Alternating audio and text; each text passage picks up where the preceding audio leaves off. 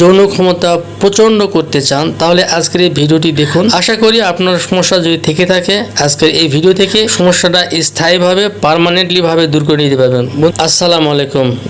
দেখেন, সহবাস কিন্তু সব ধর্মেই এটা একটি ইবাদত বলে গণ্য করা হয়েছে। মুসলিম, হিন্দু, খ্রিস্টান এবং বিভিন্ন ধর্মেই কিন্তু এই সহবাসকে একটি ইবাদতের তালিকায় কিন্তু রাখা হয়েছে।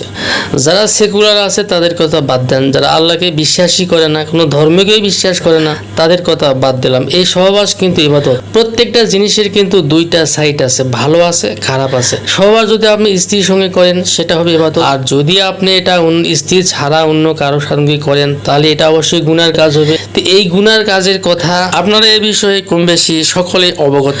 তবে বীর পুরুষ কি সবাই হতে পারবে? এই পৃথিবীতে বীর পুরুষ যারা হয়েছেন নানানভাবে, প্রত্যেকটি মানুষ কি বীর পুরুষ হতে পারবে? আমি বলতে চেয়েছি যে আপনার স্ত্রীর কাছে যেন আপনি বীর পুরুষ উপাধি পেতে পারেন, সেটাই জানাবো আজকের এই ভিডিওটিতে বন্ধু।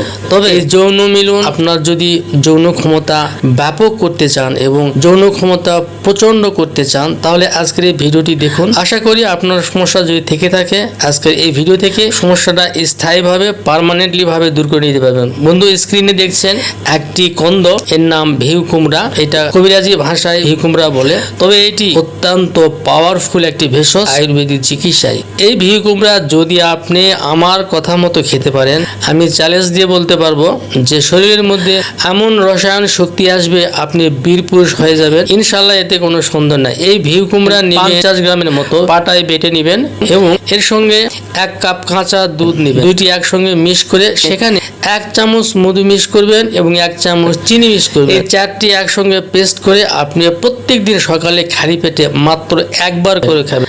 7টা দিন পর আপনার শরীরে আশা করি একটা শক্তি চলে আসবে, আপনি নিজেই বুঝতে পারবেন এবং সহবাসে দীর্ঘ সময় পেতে পারবেন এবং স্ত্রী আপনাকে বীর পুরুষ বলতে বাধ্য হবে আপনার সহবাসের ক্যাটাগরি। বন্ধুরা, আজকের ভিডিওটি এ পর্যন্তই। সবাই ভালো থাকবেন। আল্লাহ হাফেজ।